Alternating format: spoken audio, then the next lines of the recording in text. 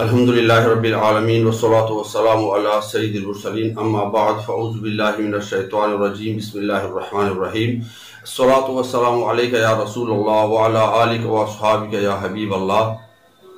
मुहतरम नाज़रीन, मेरे पास जब जादू जिन्नात के सताए हुए लोग आते हैं तो एक सवाल करते हैं, कोई ऐसा हल बताइए कि हम पर फिर वार ना हो सके। तो ऐसे कई हल मैंने ढूंढे, कुरान पाक की कई आयतों से उसका तोड़ निकाला, लेकिन आज जो मैं पेश करने वाला हूँ वो ऐसा अमल है जिसको मैंने सबसे ज़्यादा तेज़ और बाअसर पाया।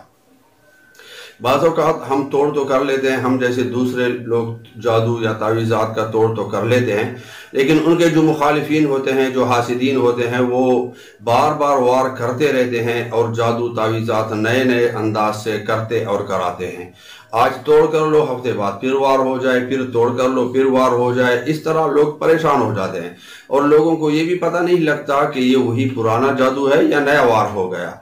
तो इसका एक आसान हल आज आपकी खिदमत में पेश कर रहा हूं। अगर किसी पर कोई बार बार नए नए जादू और तावीज़ात कराते हूं तो उनका एक ही हल कि उन्हीं का वार उन्हीं पर पलटाया जाए।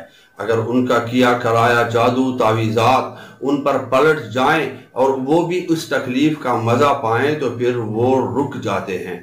और इसके लिए आज जो मैं पेश कर रहा हूँ वो है कुरान पाक की सूरह अहज़ाब की आयत नंबर 25। बिस्मिल्लाहिर्रहमानिर्रहीम वरद्दल्लाहुल्लज़ीना कफ़रू बिग़ैज़िहिम लम यनालू खैरा वकफ़ल्लाहुल मुमिनीना अल-क़िताला वकानल्लाहु क़विय्यन अज़ीज़ा।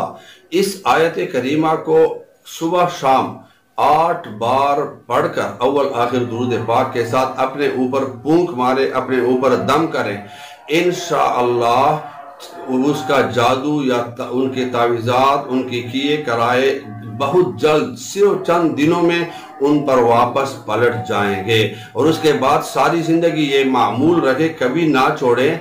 इंशाअल्लाह जब भी कोई हासिद दुश्मन आप पर जादू या तावीज़ात करेंगे या कराएंगे, उनका किया कराया वापस उन्हीं पर पलटेगा। अल्लाह तबारक व तआला तमाम आशिकाने रसूल की हिफाजत फरमाए। आमीन बिजाहिन नबी।